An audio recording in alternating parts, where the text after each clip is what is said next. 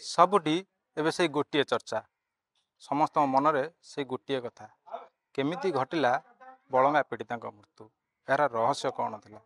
Police ଏହା ଉପରୁ ପର୍ଦ୍ଦା ହଟେଇଛି ସତ, ତଥାପି ଗାଁ ଲୋକଙ୍କ ଠାରୁ ଆରମ୍ଭ କରି ସାଧାରଣ ଜନତା ମନ ମାନୁନାହିଁ।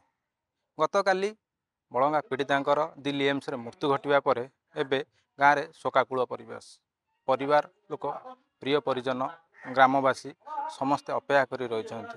ଯଦି ଆମେ କହିବା, ଆପଣ ଦେଖିପାରୁଥିବେ ଇଏ ହେଉଛି ସେଇ ଦୃଶ୍ୟ। ଆମେ ଅଛୁ ନୂଆ ଗୋପାଳପୁର, ଯାହା ପୀଡ଼ିତାଙ୍କ ଗାଁ। ଏଇ ଗାଁରେ ସେ ଦିନେ ବଢ଼ିଥିଲେ, ସେ ଦିନେ ଚଳିଥିଲେ।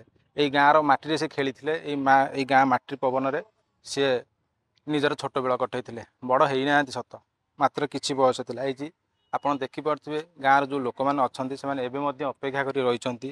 ଗାଁର ଯେଉଁ ଝିଅ ଥିଲା, କୁନି ଝିଅ, ସମସ୍ତଙ୍କର ଆଶା ଥିଲା ଯେ ସେ ଝିଅ ନିଶ୍ଚିନ୍ତ ଦିଲ୍ଲୀ ଏମ୍ସ ଯାଇଛି ମାନେ ନିଶ୍ଚିନ୍ତ ଭାବେ ଭଲ ହେଇକି ଆସିବ, ସୁସ୍ଥ ହେଇକି ଆସିବ, ପୁଣି ଏଠି ଏଇ ଗାଁ ମାଟିରେ ଖେଳିବ, ପିଲାମାନଙ୍କ ସହିତ ମିଶିବ, ପରିବାର ସହିତ ମିଶିବ, ସବୁ କରିପାରିବ। କିନ୍ତୁ ଗତକାଲି ଦୁଃଖଦ ଖବର ଆସିବା ପରେ ସମସ୍ତଙ୍କ ମନ ଏବେ ଦୁଃଖର ବାତାବରଣ।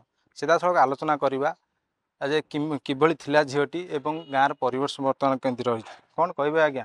ବର୍ତ୍ତମାନ ଏ ଯେଉଁ ଖବର ଆସିଯାଇଛି ତାପରେ ଆପଣ ସମସ୍ତେ ଅପେକ୍ଷା କରିବେ। ସମସ୍ତଙ୍କର ମନ ଦୁଃଖ। ଆଉ ପିଲାଟା ଦିଲ୍ଲୀ ଯାଇକିରି ଯେତେବେଳେ ମୃତ୍ୟୁବରଣ କଲା, ସେଥିପାଇଁ ମନ ଦୁଃଖ ଟିକେ ରହିଲା।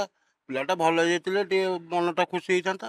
ଆଉ ଛୋଟ ପିଲାଟା, ଏଇଗୁଡ଼ା ଆଉ କ'ଣ କହିବୁ, ମାନସିକ ଏଥିରେ ରହିଛୁ ସମସ୍ତେ। ଆଉ ମନ ଦୁଃଖ ସମସ୍ତଙ୍କର, ଯାହାରି ଅପେକ୍ଷାରେ ରହିଛୁ।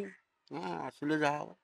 କ'ଣ ସବୁ ଖବର ଆସୁଛି ଝିଅ କେତେବେଳକୁ ଆସିବ? ଦିଲ୍ଲୀ ଏମ୍ସରୁ ଭୁବନେଶ୍ୱର ଆସିବ, ଭୁବନେଶ୍ୱରରୁ ଗାଁକୁ ଆସିବ, ଏଠି କ'ଣ ସବୁ ରହିଛି ଆପଣ ଆମେ ଭାବିବେ?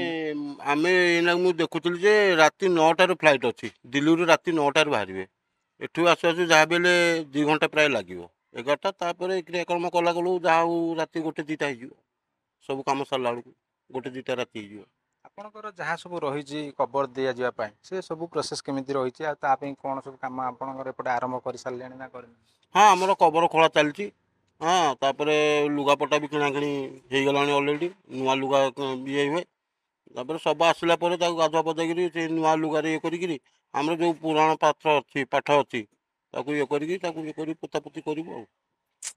ଗୋଟେ ଦୁଃଖ ଲାଗେ ଯେ ଯେଉଁ ବୟସରେ ସେମାନେ ଆପଣଙ୍କୁ କବର ଦେବା କଥା, ମାନେ ବୟସ୍କ ଲୋକମାନଙ୍କୁ କବର ଦେବା କଥା, ସେ ସମୟରେ ଛୋଟ ପିଲାକୁ କବର ଦିଆଯାଉଛି। ଆଉ ସେ ଯେଉଁ ମନର ଦୁଃଖଟା। ମାନେ ସେଇଟା ତ ନିଶ୍ଚିନ୍ତ ରହିବ ଦୁଃଖଟା। ଯେହେତୁ କଥା ରହିଛି ମାନେ ବାପା କାନ୍ଧରେ ପୁଅ ଗଲେ ସେଇଟା କେତେ ମନ ଦୁଃଖ। ସେ ଯାହାହେଲେ ସେ ଆମର ଝିଆରୀ ଛୋଟ ପିଲାଟା, ଆମ ମରଣ ସେ ଦେଖିବା କଥା, କିନ୍ତୁ ଆମେ ତା ମରଣ ଦେଖୁଛୁ। ଏଇଟା ତ ନିଶ୍ଚିତ ଭାବେ ମନ ଦୁଃଖ ରହିବ। ଏଇଟା ନିଶ୍ଚିତ ଗୋଟେ ଭାରି ଇଏ କଥା। ନିଶ୍ଚିନ୍ତ ଭାବେ ଆଉ ଆମ ସହିତ ଆଉ କିଛି ଗ୍ରାମବାସୀ ମଧ୍ୟ ଅଛନ୍ତି, ସିଧାସଳଖ ସେମାନଙ୍କ ସହିତ ଆଲୋଚନା କରିବା। ଗାଁର ପରିସ୍ଥିତି ଯାହା ରହିଛି, ଶୋକାକୁଳ ପରିବେଶ, ସମସ୍ତେ ସ୍ତବ୍ଧ ହୋଇଯାଇଛନ୍ତି। ସମସ୍ତଙ୍କର ଆଶା ଥିଲା ଝିଅ ଫେରିବ, ଭଲ ହେଇକି ଫେରିବ, ଏମାନଙ୍କ ସହିତ ମିଶିବ। କ'ଣ କହିବା ଆଜ୍ଞା, ଏ ଯେଉଁ ଦୁଃଖ ଆକୁ ତ ପ୍ରକାଶ କରିହେବନି, ତଥାପି ମନର ଦୁଃଖକୁ କେମିତି କ'ଣ ମାରୁଛନ୍ତି? ମନର ଯେଉଁ ଦୁଃଖଟା ରହିଛି ତାକୁ କେମିତି, ଛାତିର କୋହଟା କେମିତି ଚାପୁଛନ୍ତି? ଆଜ୍ଞା, ଆମେ ତ ସବୁ ବହୁତ ଦୀର୍ଘ 13 ଦିନ ଧରି ସେ ଲଢ଼େଇ କରୁଥିଲା ମୃତ୍ୟୁ ସାଙ୍ଗରେ, ସେ ହାରିଗଲା। ସେଥିପାଇଁ ଆମର ପୁରା ଇଏ ବସ୍ତିରେ ଯେତେ ବି ଲୋକ ଅଛନ୍ତି ବହୁତ ଦୁଃଖିତ ମନରେ ବସିଛୁ। ସେ କେବେ ଫେରିବ, ତାକୁ ଆମର ଯେଉଁ ପ୍ରଥା ଅଛି ଶବ ସଂସ୍କାର ହେବ, ତା ପାଇଁ ଅପେକ୍ଷାରତରେ ଅଛୁ। ଆଉ ଗୋଟେ ମନରେ ଗୋଟେ ଚିନ୍ତାଧାରା ଆସୁଛି କି ଝିଅ ଦିଲ୍ଲୀ ଗଲା, ଦିଲ୍ଲୀରେ ଚିକିତ୍ସା ହେଲା, କେଉଁଠି ଚିକିତ୍ସାରେ ଅବହେଳା ରହିଗଲା କି ଆଉ କେଉଁ ଅବହେଳା ପାଇଁ ରହିଗଲା ବୋଲି ସେମିତି ମନେ ହେଉଛି କି? ଆମେ ତ ଦିଲ୍ଲୀ କଥା କହିପାରିବୁନା, କିନ୍ତୁ ଆମେ ଭାବିଥିଲୁ ଯେ ଦିଲ୍ଲୀ ଏମ୍ସ ଯାଇଛି ମାନେ ଝିଅଟା ନିଶ୍ଚୟ ଭଲ ହେଇ ଫେରିବ, ସେ ଆମ ଗହଣରେ ଦେଖାଦେବ କି ଯାହା କରିବ। କିନ୍ତୁ ସେ ଜୀବନ ଯୁଦ୍ଧରେ ହାରିଯାଇଛି। ସେଥିପାଇଁ ଆମେ ଦୁଃଖିତ। କିନ୍ତୁ ସରକାରଙ୍କ କର୍ତ୍ତବ୍ୟ ସରକାର କରିଛନ୍ତି, ଏଇଟା କୃତଜ୍ଞତା ଜଣେଇବୁ। କିନ୍ତୁ ଝିଅଟା ଜୀବନ ଯୁଦ୍ଧରେ ହାରିଗଲା, ବହୁତ ଆମେମାନେ ମର୍ମାହତ। ଆଉ ଗୋଟେ କଥା ଆଜ୍ଞା, ଯେ କାଲି ଝିଅର ଜୀବନ ଚାଲିଗଲା, ଏ ଖବର ସାରା ସମସ୍ତେ ଜାଣିଲେ, ଟିଭି ମାଧ୍ୟମରେ ହଉ, ଯାହା ବି ଖବର ବାହାରକୁ ପଦାକୁ ଆସିଲା, ସେଇ ସମୟରେ ପୋଲିସ ପକ୍ଷରୁ ମଧ୍ୟ ଗୋଟେ ଟ୍ୱିଟ୍ କରାଗଲା ଯେ ଏଥିରେ କେହି ସମ୍ପୃକ୍ତ ନାହାନ୍ତି। ଆକୁ ଏଇ ଯେଉଁ ସମ୍ପୃକ୍ତି ନାହାନ୍ତି ବୋଲି ଯେଉଁ ଖବରଟି ଆସିଛି, ଆକୁ ଆପଣ କେମିତି ଦେଖୁଛନ୍ତି? ଆପଣ ଏଥିରେ ସନ୍ତୁଷ୍ଟ ଅଛନ୍ତି? ଆମେ ଯଦି ବି ଆମ ଘର ଟିକେ ଦୂର, ଆମେ କହିପାରିବାନି ସେ ବିଷୟରେ, ତଥାପି ତାଙ୍କର ସେ ଟିକେ ମାନସିକ ରୋଗୀ ଥିଲା, ଆମେ ସେଇଟାକୁ ସ୍ୱୀକାର କରିପାରୁଛୁ। ହଁ ସ୍ୱୀକାର କରିବୁ। ହଁ କାହିଁକି ଆମେ ଜାଣିନି ଯଦି ତା ବିଷୟରେ କିଛି, ଆମେ ଦୂରର ସେ ଝିଅ ପିଲା ଆମେ କ'ଣ ତାକୁ ଦେଖୁଥିଲୁ, କିନ୍ତୁ ପୀଡ଼ିତାର ପିତା ଯେଉଁ ବୟାନ ଦେଲେ ବାଇରେ ଦେଲେ ଯେ ହେଇପାରେ।